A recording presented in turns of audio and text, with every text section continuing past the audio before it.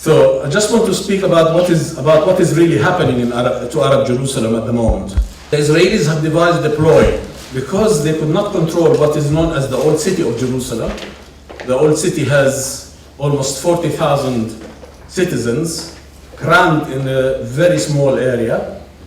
And there are 30,000 Muslims, maybe 5,000 Christians, and about 5,000 Jews at the moment, because they have actually destroyed the whole section of Jerusalem, Hayy al-Magharib it's called, and they have built their own houses, but they could not really take anything out of it or control it, and therefore they devised a new scheme, and this scheme is called the Ancient City, because the Ancient City means that it is not only the old city of Jerusalem, but everything surrounding it, which they now call the Holy Basin.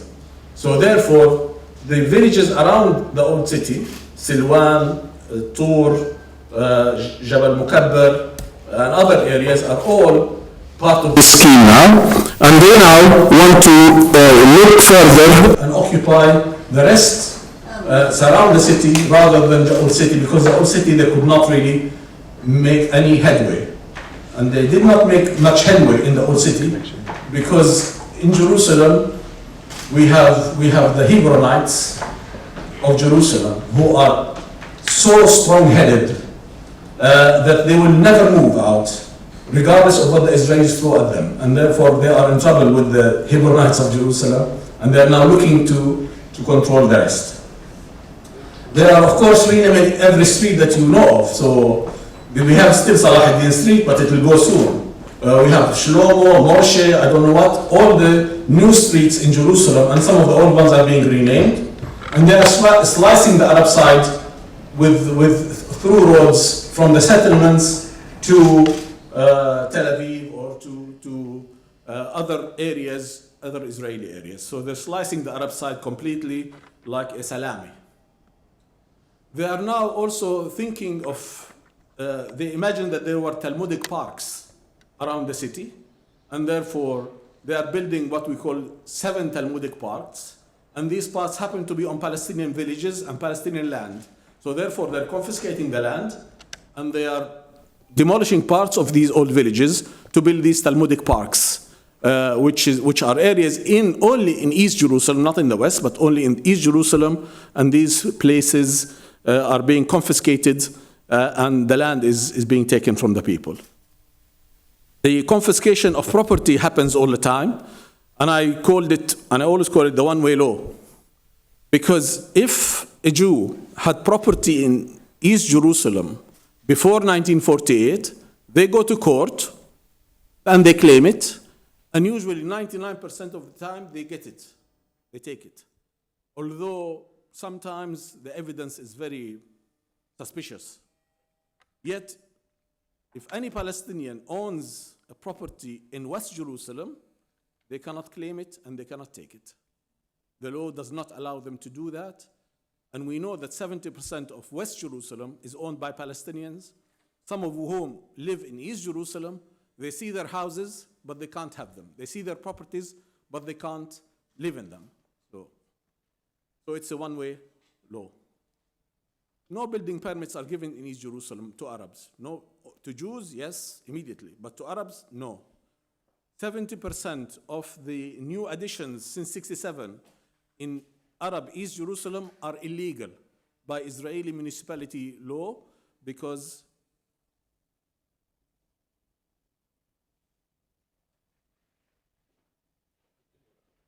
okay.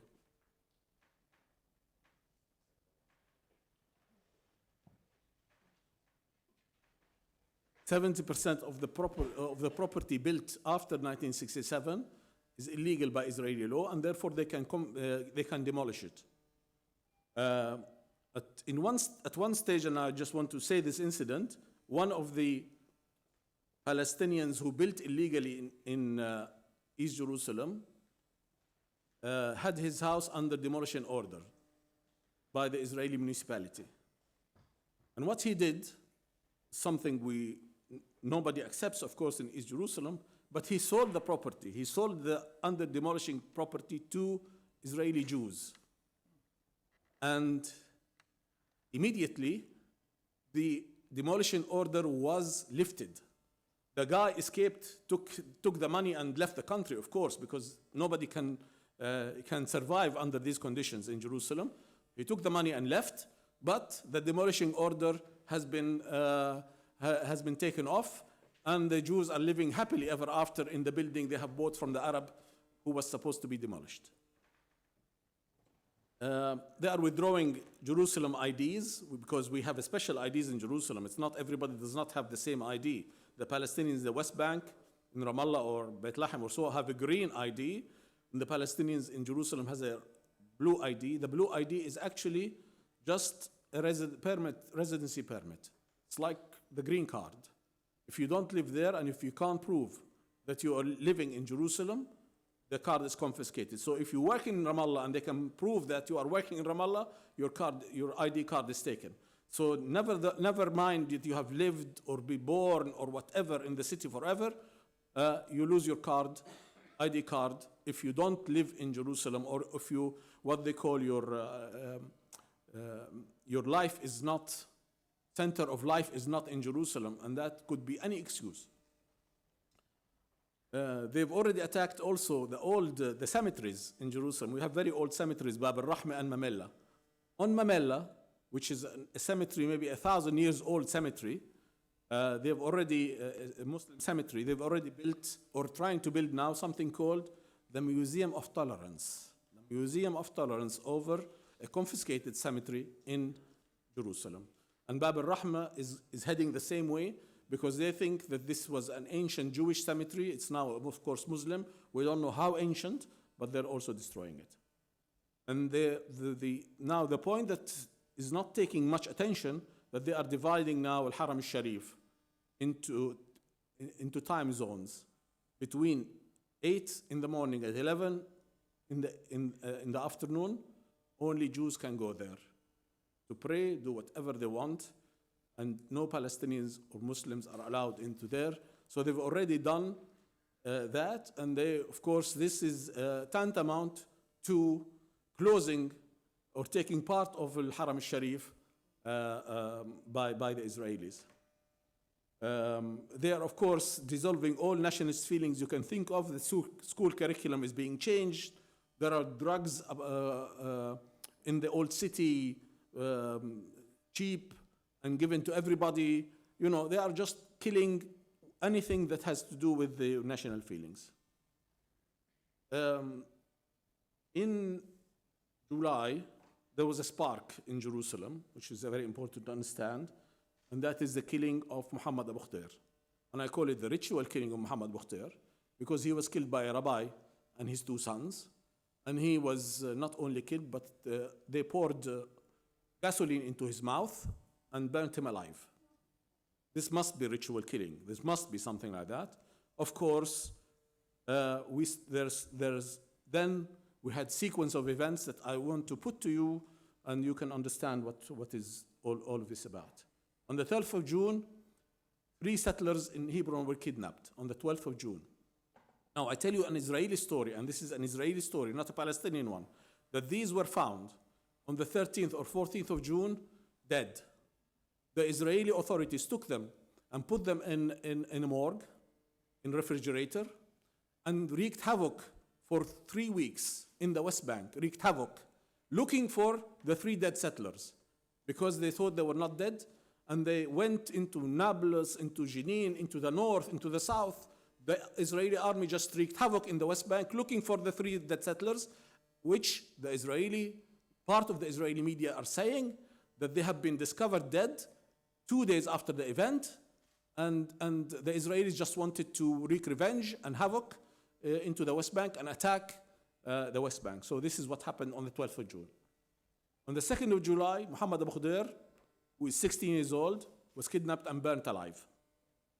On the 3rd of July, the Israelis insinuated that he had a gay background, and therefore the crime was not a crime on national issue, on the national lines. It was a crime of passion of gay people. This is what they tried to say. Of course, no one believed that. Demonstrations and clashes happened in Jerusalem, and continued unabated, and they're still continuing today. Then, on the 5th of July, demonstrations and clashes started in the 1948 towns and villages, and they continued for a while.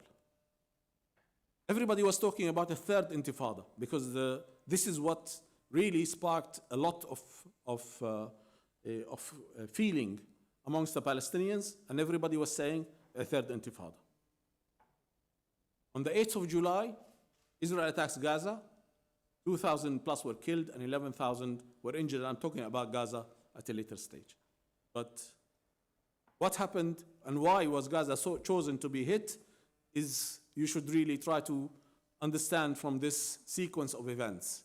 Because Israel never accepts that Jerusalem, its united capital, is on fire. This cannot be. And they wanted to shut the story quickly, and they want to shut quickly as possible what was happening in 48 areas as well. And then we had this attack on Gaza. And as I said, fighting continues in Jerusalem today. We have 1,000 injured and 1,000 detained. The bad news is buried under worse news, something that happens sometimes. Okay. I want to say something now about East Jerusalem hospitals before I go into Makassed. East Jerusalem hospitals, there are 6 East Jerusalem hospitals, all within 5-kilometer radius from each other. So they are almost, or it should be, one unit. There's Makassed, there's Augusta Victoria, St. Joseph. Augusta Victoria is a cancer treatment. Makassed is a general tertiary hospital. Sorry about that, but Augusta Victoria is cancer treatment. St. Joseph is a general hospital. St. John is an eye hospital. Red Crescent is a obstetric and gynecology hospital. Princess Basma is a hospital for rehabilitation of young children, disabled children. They're all charitable, and they were all supposed to be protected by what we call the Paris Horse Exchange of Letters in 1993 after the Oslo Agreement. And this letter says that East Jerusalem NGOs or institutions will be protected and preserved by Israel. They will not attack them. But of course, this has not happened. And I'll come to that in a minute.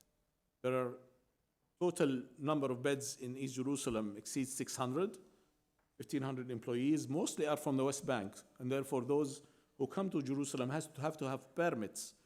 Makassed and the other hospitals have to get them permits from the Israelis to come in to work every day.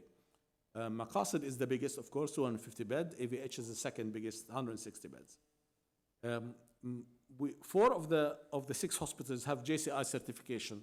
Maybe you don't know about JCI certification, but JCI is the Joint Commission International, which is a very high universal international certification about quality of care and safety of patients.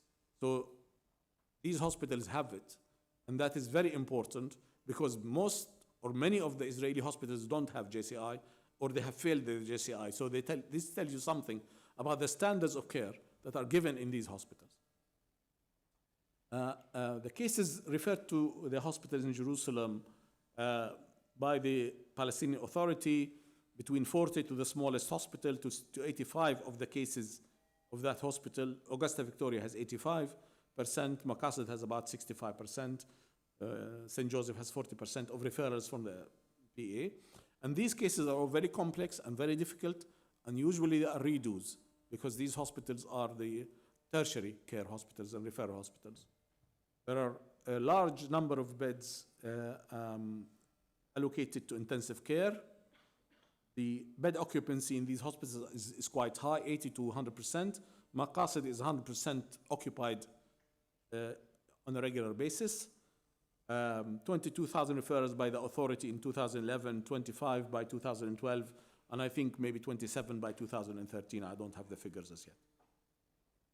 However, the authority owes a lot to these hospitals, 42 million all in all, to Makassed 16 million, which is a lot of money for Makassed. Almost 40% of its annual revenues are owed by the authority. So Makassed is a very unique case in national steadfastness. First of all, when people ask me who owns the hospital, who owns Makassed, I say the Palestinian people, because this is the truth. Makassed has a society that has been born out of the community in Jerusalem and the surrounding area, and has remained always as part and parcel of the Palestinian domain.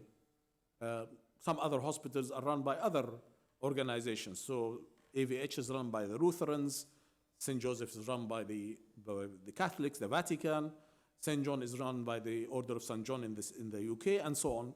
But Makassed is purely Palestinian, purely. So it's owned by the Palestinian people. It is located on the Mount of Olive. It overlooks Al-Aqsa and the Dome of the Rock. Its land is the best real estate in town. It sits on 18,000 square meters. And there is a big Israeli project called the Cable Car Project to go from Mount of Olive to across over the old city of Jerusalem to see everything from the cable car to West Jerusalem. And the only place that is good for this project is Makassed Hospital. There's no other. And therefore, I always put this so that people understand that there is a cable car project which will have billions of revenues. Can you imagine how many tourists will want to go and see the old city from above from a cable car? It is the main pillar of the medical system for Palestine. It's the referral and teaching hospital. It is the main pillar for the other 5 hospitals, because the other 5 are smaller and they are not general. So all the cases that need services other than what is provided by them will come to them. And it is a very symbolic hospital.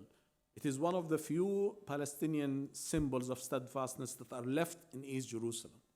The Orient House, which was the political avenue, was closed after the death of Faisal Husseini. We don't know how he died, but that's another question. The Palestinian Chamber of Commerce closed. The Higher Council for Tourism closed, and tens of other national NGOs. The only way that Palestinians can come from the West Bank and Gaza to Jerusalem is to get a permit. And through sickness. So if you're sick and you're sitting in Gaza and you have your only best bet to be treated is Makassed, then Makassed sends a report, and then the Israelis more likely would give you a permit to come to Jerusalem, but you cannot leave the hospital. So the Gazans come to the hospital and they cannot leave the hospital with their companions. So the hospital is not only a hospital for the sick, but also has to deal with the companions. So we have 250 patients and 250 companions with them that we have to deal with, and they are, of course, the poorest of the poor. And we have to take care of these people, whether to feed them, whether to accommodate them, whether to take care of all their needs. Usually the Israelis don't send the parents with the kid. They send the grandparent. The grandparent is usually ill with chronic illnesses, and so therefore we do have to do whatever we have to do to treat not only the patient but the companion. So the only way you come to Jerusalem now, the easiest way, is to be sick, and therefore we have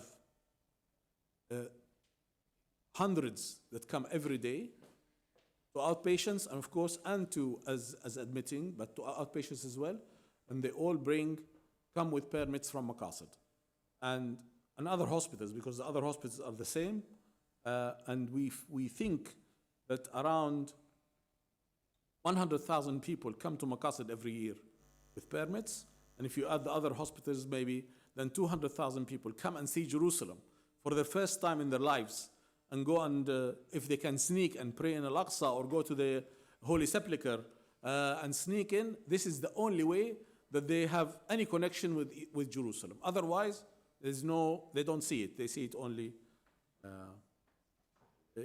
on television. This is, by the way, the scene from Makassed. Okay, let me carry on. Makassed is the main referral, as I said, hospital. It is 70%, 65 to 70% are referred by the authority, the Palestinian Authority. The cases that come to Makassed are very complex and difficult cases. We have a large number of beds in Makassed allocated to intensive care. 70 out of the 250 beds are intensive care beds. The total number of beds in Makassed is 250, as I said, and the bed occupancy is always around 100%. You're going to change the computer?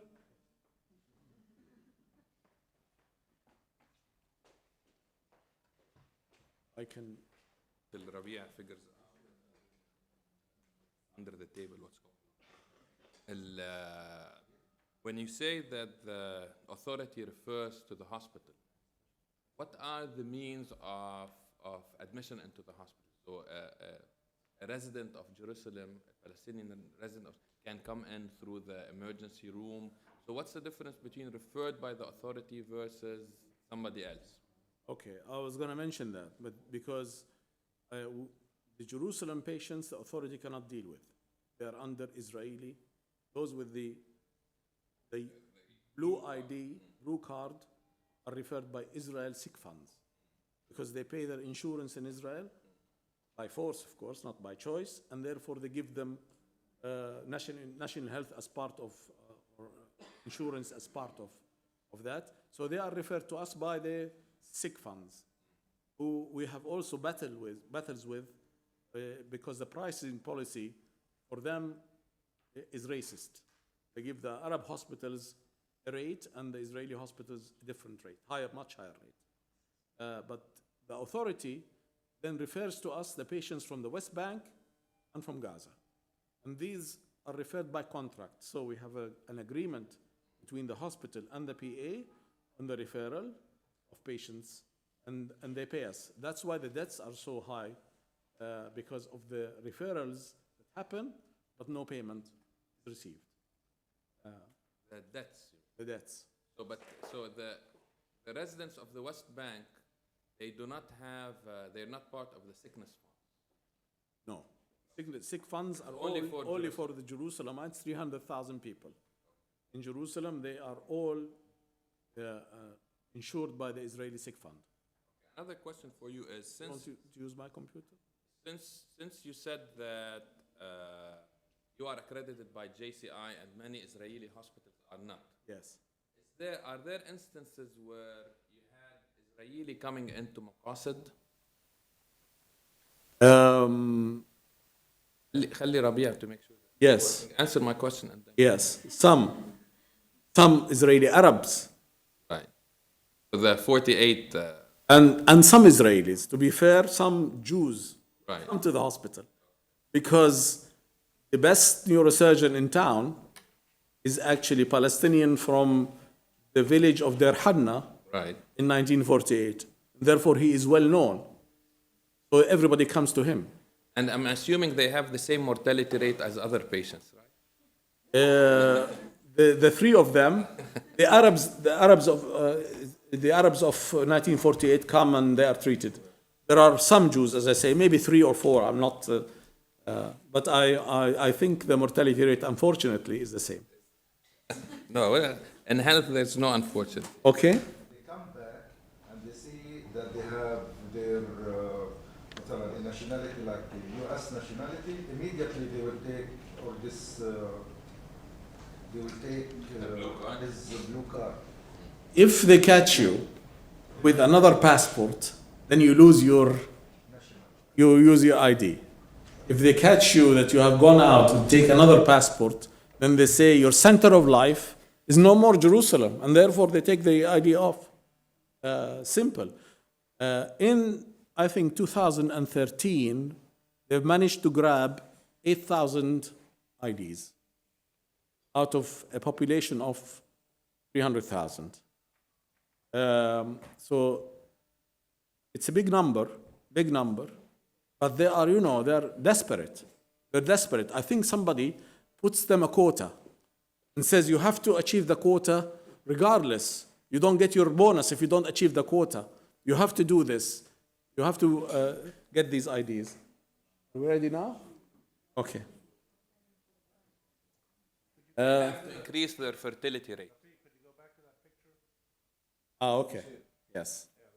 This is exactly taken from Makassed Hospital, or in front of Makassed Hospital, but that is what the scene is from the hospital.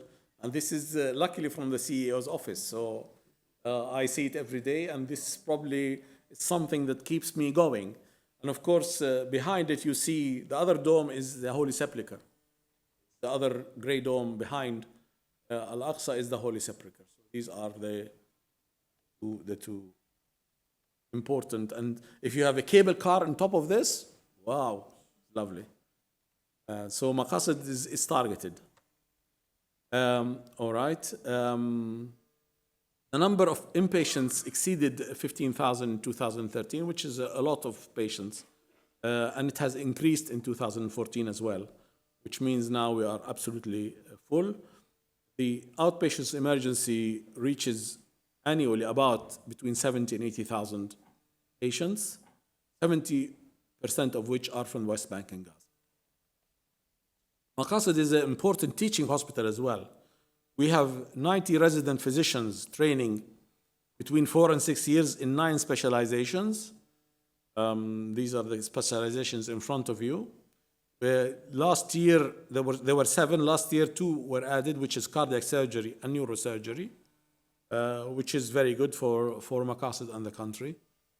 And since 1988, 320 residents have graduated as specialists and passed their medical board exams, whether it's Palestinian, Jordanian, Arab, they passed them.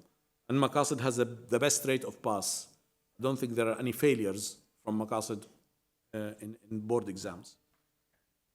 We also train about 325 doctors in the residency year, imtiyaz. We have 100 students studying from Al-Quds University as medical students, years 4, 5, and 6. And we have more than 100 nursing students and 50 from other medical professions trained at the hospital. So the hospital is a training hub and the most important training hub in Palestine. The training program constitutes a burden on the operating budget, because in every country there is somebody who pays for the training, except in Palestine. The hospital has to carry the bill of this training, which is a lot of money for Makassed, and we're trying to find ways of how we can find better ways of training the doctors and finding the money. The challenges then, we have, of course, the closure of East Jerusalem, restrictions imposed on freedom of movement, and difficulty in accessing of the hospital by the patients and the staff. We have full Israeli control of health services for Palestinian residents in Jerusalem. We have a heavy reliance of hospital on patients' referrals from the Palestinian Ministry of Health. And when the Ministry of Health doesn't pay, you are in deep trouble, as we are in these days as well, because they owe us a lot of money. And of course, the VA has a difficult position, difficult situation, and therefore they delay payments, and we have to delay our payments to our employees and our suppliers, which puts us in a very difficult position. Over the last years, maybe 10 years, there has been accumulation of debt at Makassed, about 30 to 32 million. And we have, as I said, unreliable and unstable cash flow, and therefore this is hindering the work of Makassed, restricting the management's ability to reform or plan for the future.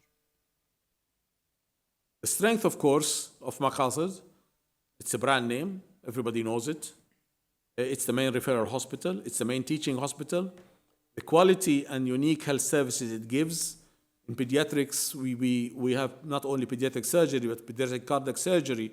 We have pediatric neurology, pediatric genetics, you name it, the pediatric department has it. It's a big department. We have a very good neurosurgery team. We're opening now a new department. We have good neonatal facilities, the biggest in Palestine, good cardiology services, and so on, many others. We have a very highly qualified medical nursing staff, high occupancy rate, and situated, as I said, in the most important geographic location. And the hospital of choice, it is the hospital of choice for trauma cases, as was the case during the two intifadas and during the war against Gaza.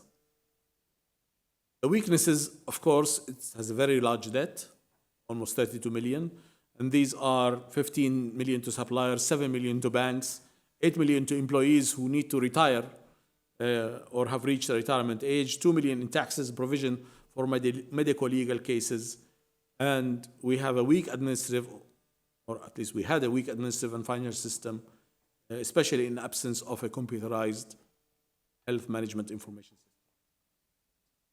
system. The prices of the medical services the Makassed was giving to the PA and others was lower than the cost, and therefore it was always in debt or in deficit. There were some accumulation in number of employees due to lack of retirement, and unfortunately the hospital, like everything else in Palestine, was giving priority to personal, group or factional interests instead of looking at the public national interest at large. Our average monthly expenses were around $3 million. They're now maybe 3.5. And the average monthly income is 2.4. So you had an income of 2.4 and expenses of 3, therefore, and you had some donations because these came. So you had a monthly deficit of $350,000, annual deficit of 4.2 million. And in addition to all of this above, the non-payment on time by the PA caused a lot of constraints on the hospital. So if anybody has seen this before, this is called the 7S analysis of any organization. Makassed had weakness in every single of this S business. In the strategy, in the structure, in the systems, in the style, in the skills, in its staff, and its shared value. So every item of this 7S had some sort of a deficit. There was a major crisis in 2012, and it led to the new management, of which I am part of, devising what we call 10 steps towards success. There was, in 2012, the hospital director resigned, said, I'll never come back again to this hospital as a director. It is unmanageable. There was a crisis meeting at the society board, and they decided to second 2 people, one after the other from the board. Dr. Farouk Abdurrahim, who was an ex-director of the hospital but retired. He's a very well-known urologist. And after which, and on the promise that I will come back to run the hospital as CEO, and I was in Barcelona at the time, but decided that there was no way out for this hospital until we all put our efforts together. As I said, we devised these 10 steps, started implementing them from September 2013. And I said to myself and to others that without achieving the 10 steps, the revival and sustainable survival of this Makassed hospital will remain at risk. And I'll just go quickly through the 10 steps so that you know what we are trying to do. First of all, redraft a Makassed strategy, development strategy. Makassed has no strategy in writing. What they had, and I discovered this by looking through the shelves, that they had a British company coming and reviewing the hospital in 2009 and devising a strategy for the hospital, which was put on a shelf. Nobody uses. You know, this is how our mentality is. It's an Arab mentality, maybe. You have a plan, you do it, you put it on a shelf, never see it again. So therefore, we dug this strategy out, we reviewed it, we revised it, and we made it into a strategy from 2013 to 2018, which has these are the main objectives of the strategy. High quality medical service, treating patients regardless of their ability to pay, being the backbone of the system, etc., etc. These were the strategy that we have devised. The second step was, okay, we have a strategy. We need a plan. We need an action plan to get going with, and therefore we drafted an action plan, and it was submitted to the Society Board in August 2013, and it was a December 2016 action plan. 13 objectives were identified. Each objective was what we call SMART, specific, measurable, achievable, realistic, and time-scaled. This is how you do your action plan.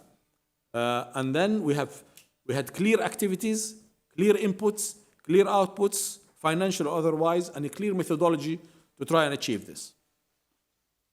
Step 3, appoint capable senior staff. So I came as a voluntary CEO, seconded by the Society Board. You cannot be a CEO and a board member. This is not acceptable. So if you are a board member and if you want to, you are seconded without a salary, which I said, it's all right. 1 year for Palestine is nothing. Then we brought in the medical director, who was actually the director of the hospital, and we appointed him as medical director. Issam Fares, he is double boarded in pediatrics and genetics from the States. So he is highly qualified.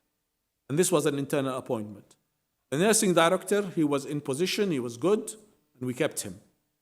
The financial director was recruited in May 2013, and he was paid by Islamic Development Bank. We funded him by Islamic Development Bank. The public relations manager, we just relocated. A woman, Dr. Samia, was relocated from one place to the other, and she became public relations manager. Fundraising consultant, we got a friend, Suhail Mi'ari, who worked with the Welfare Association. He was retired. We got him out of retirement and gave him a semi-voluntary task. Revenue and billing manager, we got somebody who had an MBA from the States, fresh, to follow up on the billing and also got the funds from Islamic Development Bank. The IT manager we appointed in May 2014, and we also got the money from Islamic Development Bank.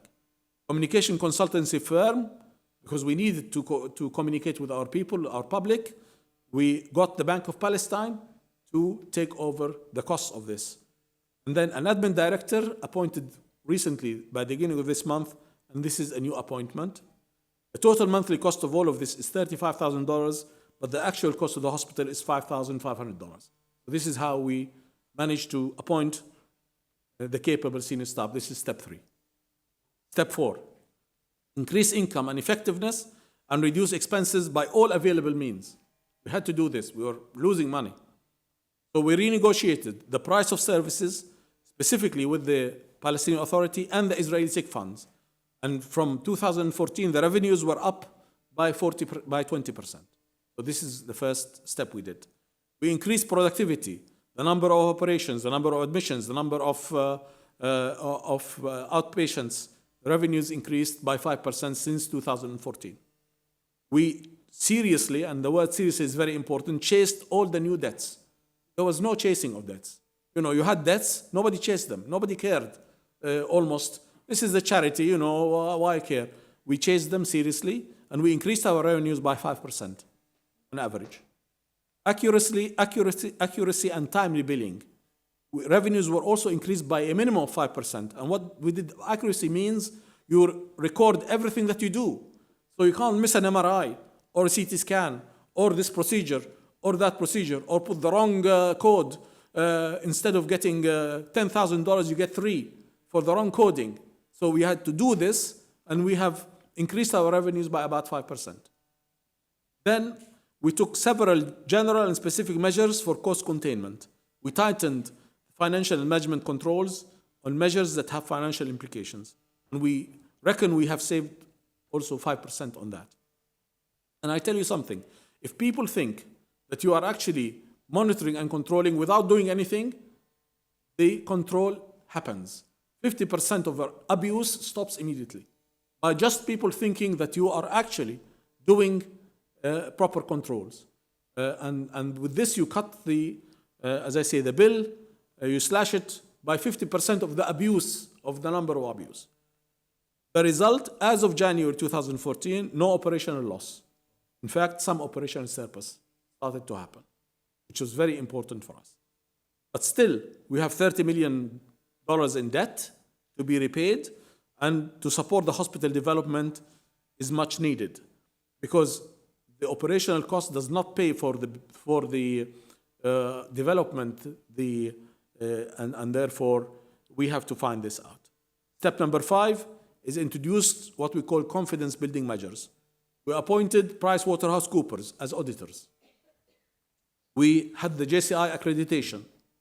We had ISO certification, we renewed it.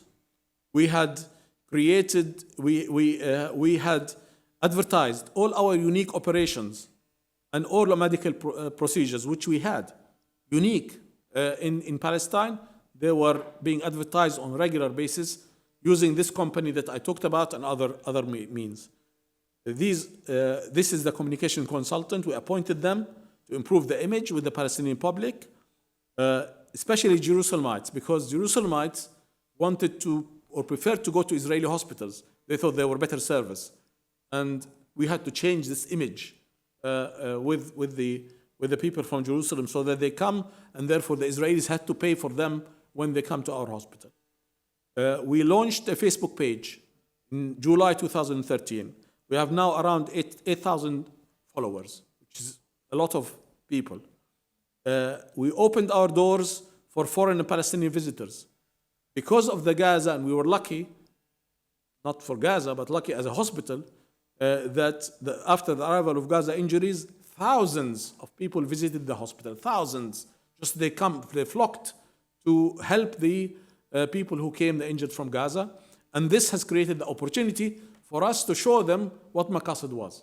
A clean, professional hospital, rather than the image that, this is a charity and therefore it doesn't give good care. And as I said, we recruited the new PR manager internally. She is female, mature, and a doctor, which is very important things to do. The step number 6, professionalize fundraising and resource development. We got this Dr. Sail Maari. We recruited him. He wrote tens of project proposals. He drafted them in a professional manner, in English and Arabic. And also, the follow-up is very important. With donors, you have to follow up. You have to report to them. You can't just say, give me the money and no report. So he is now doing also not only the reporting, but also the following up and so on. We're finding new donors or donors to cover our operational costs. The residence training program should be covered. We have a poor patients fund, should be covered. These are all operational costs that we should cover. We have contacted actual and potential donors. We have strategic relationships with funding agencies strengthened and re-established. Islamic Development Bank, Arab Bank, Norwalk, and I'm happy to say that John Ivand, who is from Norwalk, is sitting here. He happens to be in Beirut today, but we're very proud of this relationship with the Norwegians and Norwalk. The Welfare Association, United Palestinian Appeal, the European Union. These are strategic relationships for the hospital, and we had to re-establish them and strengthen them. The total received committed money in the last year was $8.5 million, and this is for development rather than for actual running. But that is a good number of good amount of money, and we have opened new avenues for individual donations, Facebook appeals, the visits that came. We had a very important Pink Floyd appeal by done with the United Palestinian Appeal in America. So Roger Waters, who is a Pink Floyd activist, he supports the Palestinians, have decided to launch an appeal in his name, and he said to his followers, if every follower pays $3.5 million, then we will make $5 million for Makassed. So he has a lot of followers, and I hope that those of you who know Pink Floyd will actually contribute to his appeal. And we have established not only Islamic, but Christian and even Jewish supporter base. Let me say that this hospital, Makassed Islamic Hospital, is not religious. It is actually a non-sectarian maybe a secular hospital. The name is just a name of a charity that was established in Jerusalem in 1956. And this is a picture of the visitors. As you can see, there is a rabbi there from the Nuturi Karta who actually don't accept Israel at all. They actually give us a lot of support. Eggs, bananas, fruits, cheese, anything, toilet paper. They just come and donate it. And of course, Atallah Hanna, Bishop Atallah Hanna is very important. And these people who I'm standing with are from the UK. They're Muslims from the UK, came to pay some money. Step 7, and I know I'm running out of time, but please bear it. Step 7 is to introduce new essential systems. So a new health management information system is now being installed. It has been donated or paid for, and therefore we are installing at the moment. We have also introducing a new HR human resource software, very expensive software, donated and installed, or started to install it now. We have hired through the Islamic Development a consultant company to review the hospital, recommend essential changes to structure and function to improve performance. We are also at the moment reviewing remuneration and incentivization of physicians, surgeons, in order to keep and entice the best of the best. Because as you know, doctors are doctors. They are there to find the best deal possible in terms of money, and we want to give them the best deal possible. Step 8, expand capacity despite Israeli restrictions. We're now building a new neurosurgery department to open. This will add 20 extra beds. We don't have a building permit for this, but who cares? We have relocated, we are going to relocate some of the administration offices to add 10 extra beds, especially in the delivery ward and other places. We are planning where we can have spaces, and I call it tunnels because this is now the N word. So we are actually will be opening underground. This will not need any permits to expand underground. Some departments like a pharmacy, the stores, and the emergency room will be expanded, but underground. We're using prefabs, which don't need permits, to accommodate the physicians and administrators' offices, also to try and put the on-call doctors, the patients, and companions. We use what we call roof tiling for some spaces to overcome the absence of building permits. We're not sure if roof tiling is good or not, but we are going ahead with it, and regardless of whether they allow it or not. And we are increasing our beds then by 15% by the end of 2014, which will increase revenue. This is very important. Step 9, review redundant, inefficient staff and retire them as soon as possible. We have identified the staff who have reached already a retirement age or are incapacitated because of illness. We have a nurse who goes to the wards on a wheelchair, and we can't retire her because we have to pay her her dues. But anyway, I'll come. Or, of course, grossly inefficient. We have people who are grossly inefficient. We have to pay their pensions or end-of-service benefits in full or by installments if they agree. But the Israeli law says that we have to pay it at once. Within 2 weeks of retiring somebody, you pay the whole amount. The problem is that we have 30 employees identified as first wave of retirees. They require $3 million. Average $100,000 per retiree. And therefore, we have to find this money. The solution, we have come with the idea of a donor funding of a revolving fund. So the money is put in this revolving fund. You retire people, 60% of the saving from retirement goes to the fund, and therefore in 5 years you put back the money that you have taken and you use it again for retiring more people. So this is what we call revolving fund for retirement. And of course, but until a donor is found for this, or the PA pays its debt in full, we cannot implement this step. The last step number 10, start paying old debts to suppliers and banks. These are important steps. This is an important step to guarantee the trust and goodwill of suppliers as well as the banks. We have no donor will actually accept to cover all debts, the 30 million. In theory, We are making a surplus, so it is possible that we do it ourselves. However, as I said, we still have $60 million from the PA, making it impossible for the hospital to conclude steps 9 and 10. There have been donors interested in covering the PA debts to East Jerusalem hospitals, so we're waiting to cross our fingers. We're crossing our fingers and waiting for that. The EU, for example, has come in last year and paid maybe 30% or 50% of the debt to the hospitals. Makassed did not have a big debt, but it got some money. So there are always, one donor will say, okay, we'll pay some debts, and so on. So the last on my agenda is the role of Makassed in treating of injured from Jerusalem, West Bank, and Gaza. We had 450 cases arriving from Jerusalem and suburbs to our emergency room, and they're still arriving every day. Nobody covers this news. It's not news anymore, but they're every day coming with rubber bullets, beatings, sound bombs, gas inhalations, etc.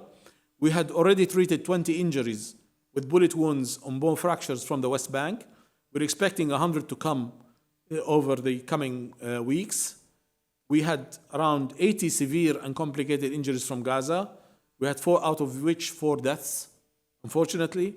We're expecting another 100 to come in the coming weeks for redos, wound infections, neuro-orthopedic surgeries, because these have been treated on site, but the treatment now needs to be re-looked at, and things have to be done again. And of course, all of these people are treated for free despite Makassd's financial crisis. Although part of the good news is that the Norwegians may support or will support the treatment of these patients or these injured people at one stage. And but nevertheless, saying that we're treating people for free without any money has created a lot of goodwill and therefore generated some funds towards the treatment, of which, of course, as I said, Norwegians will be paying for some of this. I just want to give you some cases. Gaza injuries, they're not just the acute physical, but also the long-term physical and mental. This is Hassan. This is his wife. She was pregnant. 2 kids, mother, sister's husband and son were blown up at the same place, in the same little flat. And this is Hassan without his family. No family to go to, unfortunately. This is Uday. He was our first arrival. He was deaf and dumb, and now he's paraplegic. He did not hear the bombs. He could not hear the bombs, and suddenly he found himself thrown up in the air, lifted maybe 10 meters up in the air, landed, and is paraplegic. So he's not only deaf and dumb, but now paraplegic as well. What do you do with these people? We don't know. But he's now back to Gaza, and his acute illness has been treated. Also with Hassan, by the way. Hassan has been also treated. Back to Gaza. This is Qusay. This is the boy who was found in a tree with severe burns. There was an explosion in his house. His mother and father were killed immediately, and he was thrown. The explosion blew him on a tree. There are not many trees in Gaza. He's very lucky to be found on a tree. But he was blown out, and he came to Makassd with severe burns. This is what he looks now. He looks like now, and he's, of course, much better, much better. This is Shahd. She's actually Qusay's aunt. She's a young girl of around 11 years old.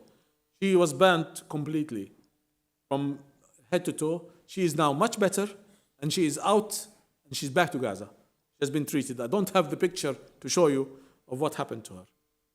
This is Sharif, the boy who has a single leg amputation. His father is next to him, single leg amputation. His mother has a double leg amputation, and they are all in this severe position. The picture below is his birthday picture. We had a birthday party for him, and he is now back with his mother and father to Gaza, but they're all incapacitated. This is Jihad. She was blinded by the explosion. She lost her husband and daughter, and she doesn't know that as yet. She doesn't know that she has no family to go to. But she's there. We're trying to save her eyes. but we are not absolutely sure that this will happen. This is Yemen. He lost 18 members of his family, and his grandfather is the only one left to care for him, and he actually has come back has gone back to Gaza. He was burnt and severe burns, but he's much better now. What we are trying to do and what has happened is we try to bring life to these people, and we had a lot of support from the community, fun groups, people visiting, people, giving toys, giving so on. We had even a band play in one of the corridors of the hospital. We had this band playing nationalist songs and music and so on. And this is what we have tried to do in the hospital. Conclusions. By the way, the picture there is actually an Israeli soldier inside the hospital. He's coming to look for a Palestinian who ran into the hospital to hide, and he chased him with 3 others around the hospital. So this was the picture that we could take, and as you can see, well armed, ready to kill. Conclusions: the sea is behind us, and the enemy is in front of us.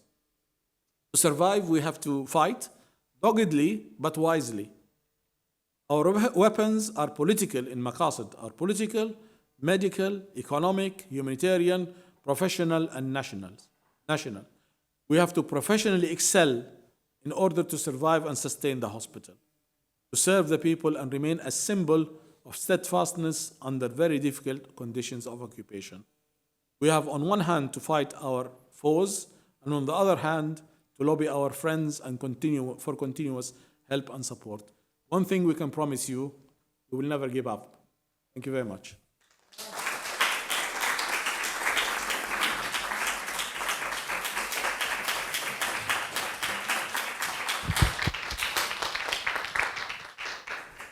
Thank you, Dr. Rafiq, for a very well-prepared and delivered talk. Thank you so much. It always brings reality into our active thinking when we hear stories from Palestine. What we'll do is we'll spend approximately the next 10 minutes just for a Q&A session. So the mic is with Rabia. Please go ahead. Lady in the front. I'm Dalal Shhadi, and thank you for the lecture. My question is concerning the lecture. Is there any restrictions concerning the fund that comes to the hospital, the restrictions from the Israelis? And my suggestion is to launch a campaign against the cable car project in order to stand up strong. By this, I mean all the rich Palestinians outside. Thank you.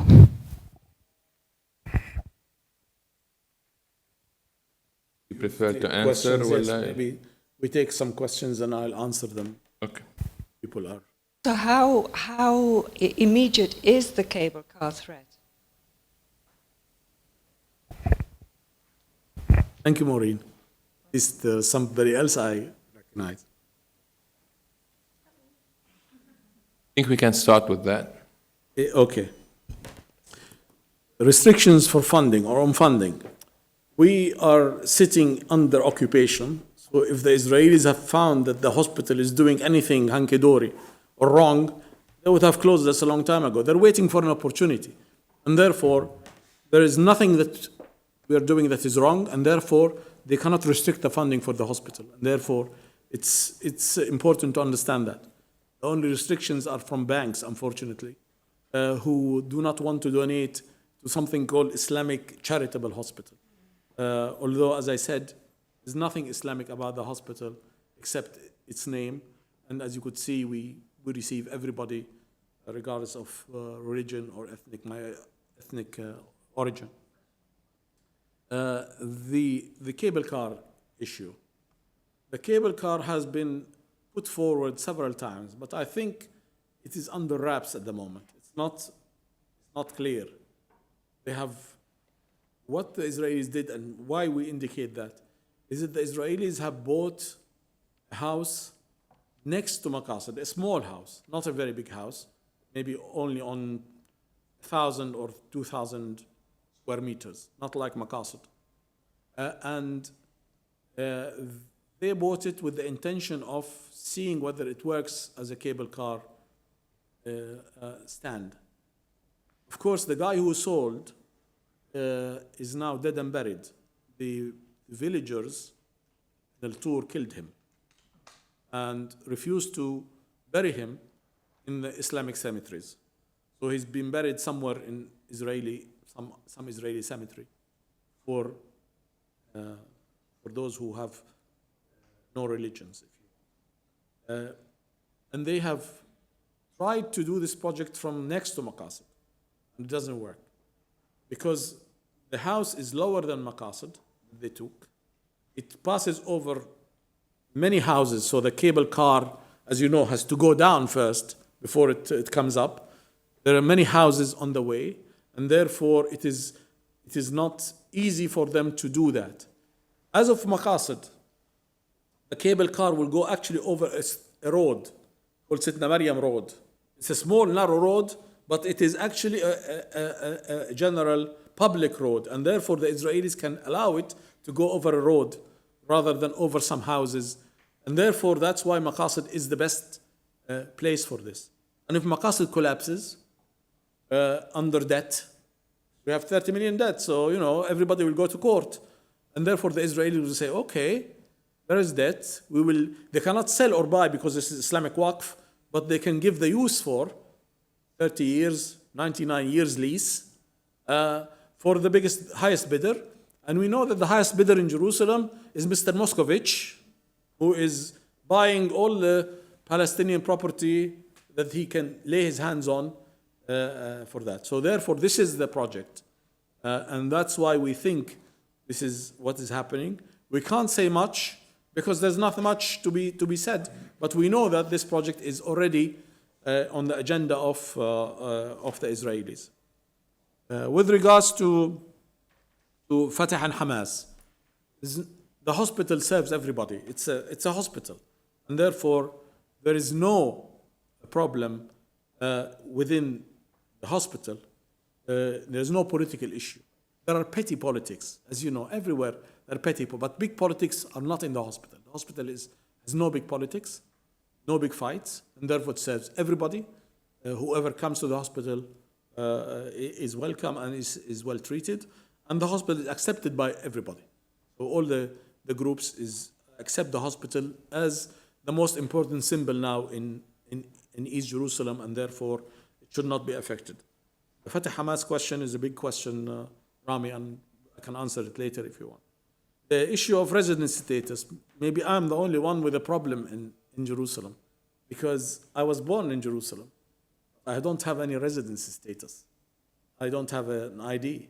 I have a British passport. I'm there by virtue of British passport.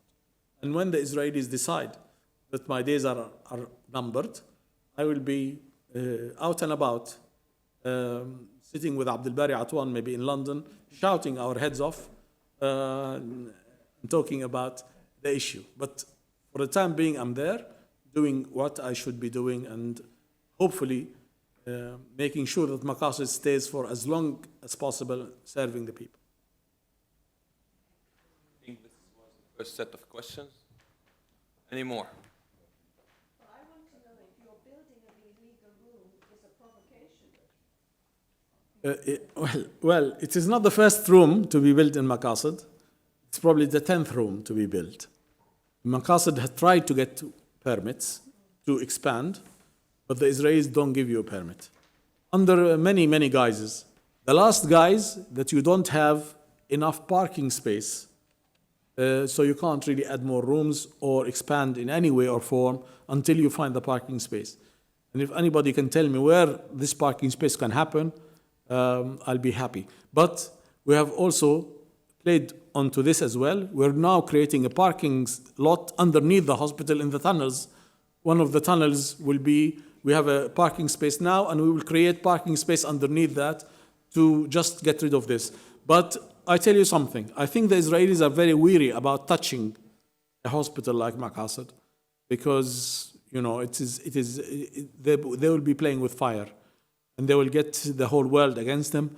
And that is why our job is also to make sure that Makassed is a well-known hospital and for its services and its good work, so that if the Israelis ever think of doing something in the hospital by demolishing a room or 2 rooms or whatever, then they will have trouble on their hands. This is the only thing we can do to protect the hospital.